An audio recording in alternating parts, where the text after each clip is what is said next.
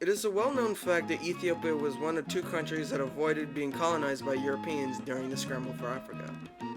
And most of the time, that story is just left at that with little to no explanation of how Ethiopia actually stayed independent from European powers, with Italy's defeat just being no more than, comic relief.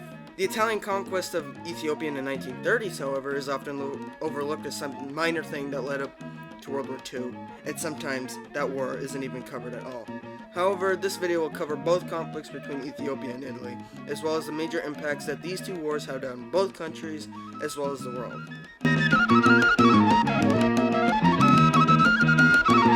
The origins of the first Italo-Ethiopian War can be seen in the Ethiopian conquest of the regions of Tigray and Amhara, which are now a part of northern Ethiopia. After the conquest of both of these regions, the leader of the Ethiopians at the time, Emperor Menelik II, would declare himself to be Emperor of Ethiopia, to which the Italians would support this declaration. Both countries would then sign the Treaty of Wuchale on the 2nd of May, 1889.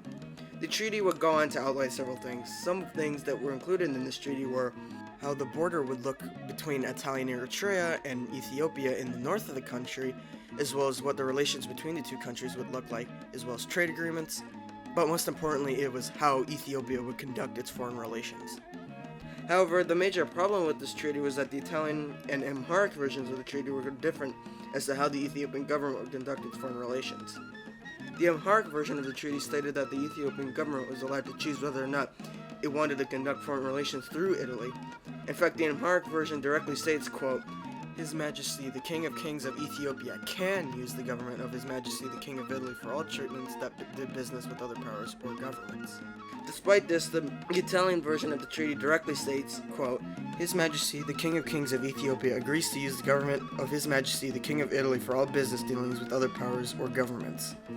The Italian version of the treaty essentially states that the Ethiopians could only use the Italians to conduct its foreign relations. And from the Italian perspective, Ethiopia willingly became an Italian protectorate by giving up all diplomatic sovereignty. The Ethiopians, on the other hand, had believed that the Italians would treat them like an equal partner. Due to this difference, Menelik would denounce the Wuchale Treaty in 1894, and the next year, on the 13th of January, 1895, the Italians would invade Ethiopia, sparking the First Italo-Ethiopian War.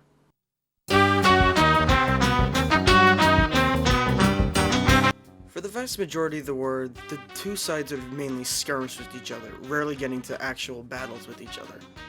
And there's really only 4 major battles that happened throughout this war, but the most important of these battles was the last battle, called the Battle of Ottawa, in northern Ethiopia in March of 1896.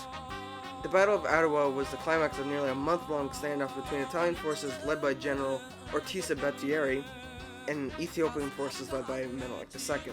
The battle started when General Battieri marched his 14,000 soldiers against Menelik's 100,000, though. The Italians would then suffer a major defeat at this battle, which would mark the end of the war. The Treaty of Addis Ababa would be signed on October 1896, which would do 2 things. 1, it would see the Italians abandon their claim to an Ethiopian protectorate or any Ethiopian territory at all.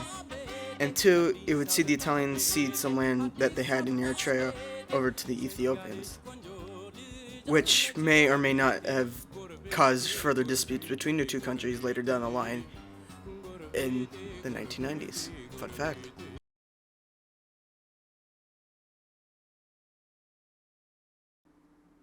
Now, before I get into the Second War, I want to go over some analysis on how the Ethiopians managed to win the Battle of Ottawa. The Ethiopians managed to triumph over the Italians because of several major factors.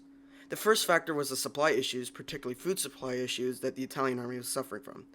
The Italians had struggled to maintain their food supply because they had to import food from Italy as well as British India. And unlike the Italians, the Ethiopian army was more reliant on foraging for food as well as gifts from the Ethiopian population. Though the downside of this tactic was that it made the Ethiopian army move slower than it already was. The second factor that led to the defeat of Italy was numbers. The Italian forces in Ottawa only numbered around 14,000 to 20,000 at the time of the battle, whereas the Ethiopian army had around 100,000 soldiers within its ranks. And in combination with this, the third factor that led to the Ethiopian victory was Ethiopia's superior artillery as well as rifles. The Ethiopians had implemented the Hotchkiss gun into its army, and the Hotchkiss gun, which was a French gun, had a range of 4,900 yards, which was around 700 yards more than the artillery guns that the Italians had. In addition to this, the Hotchkiss gun could also fire at a faster rate than the Italian artillery. The Ethiopians also had better rifles than the Italians. And the final major battle or factor in the Ethiopian victory was their better leadership as well as morale. Emperor Menelik had defeated the Italians on 2 separate occasions prior to the Battle of Adwa. And also with this, he had a better planning structure, which allowed for the Ethiopian military to have more flexibility and change during the battle. Whereas the Italians, on the other hand, were very rigid in their planning and saw little to no change at all, which led to defeat after defeat. And also, because of the losses at those 2 prior engagements, their morale was at an all-time low.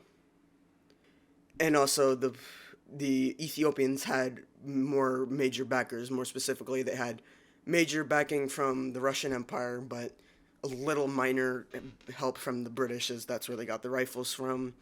And, well, the Italians, on the other hand, mainly had some British support during this. Anyways, to the Second War.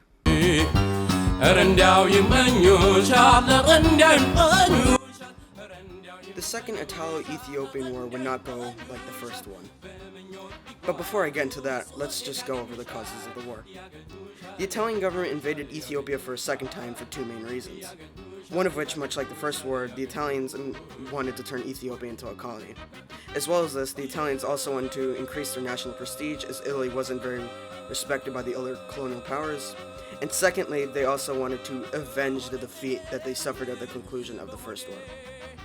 Anyways, the war would go on and start on the 3rd of October 1935, when Italian forces led by General Emilio de Bono would cross the northern Ethiopian border from Eritrea.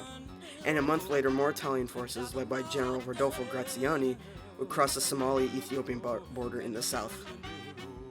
During the war, the Italians would see a lot more success than they did in the First War, but this success was mainly only seen in the south of Ethiopia at first. The reason why Italy was seeing minor success in the north of Ethiopia mainly came down to terrain, much like what had doomed them in the First War.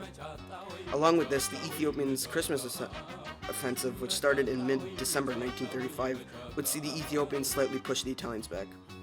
However, this counterattack success would only be short-lived. The offensive would eventually stop as the Ethiopian army did not have the strength nor the equipment to effectively destroy the Italian forces.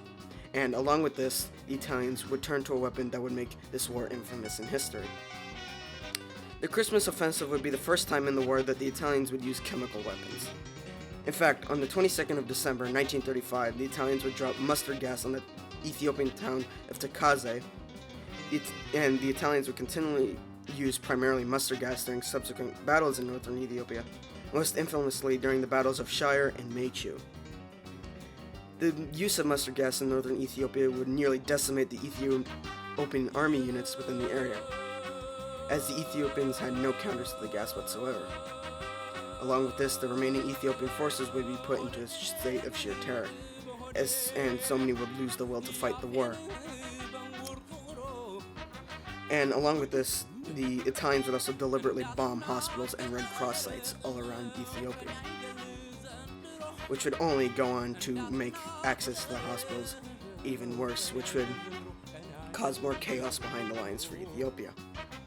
Anyways, the Italians would later go on to capture the Ethiopian capital, Addis Ababa, on May 6, 1936. After the fall of the capital, much of the remaining Ethiopian army would retreat into the southern parts of the country, where they would hold down until February 1937. And with that, Ethiopia would stay under the Italian boot until its liberation by the British in 1941. Along with this too, the emperor at the time, Haile Selassie, would flee to Europe and would also return in 1941. Anyways, on to the effects.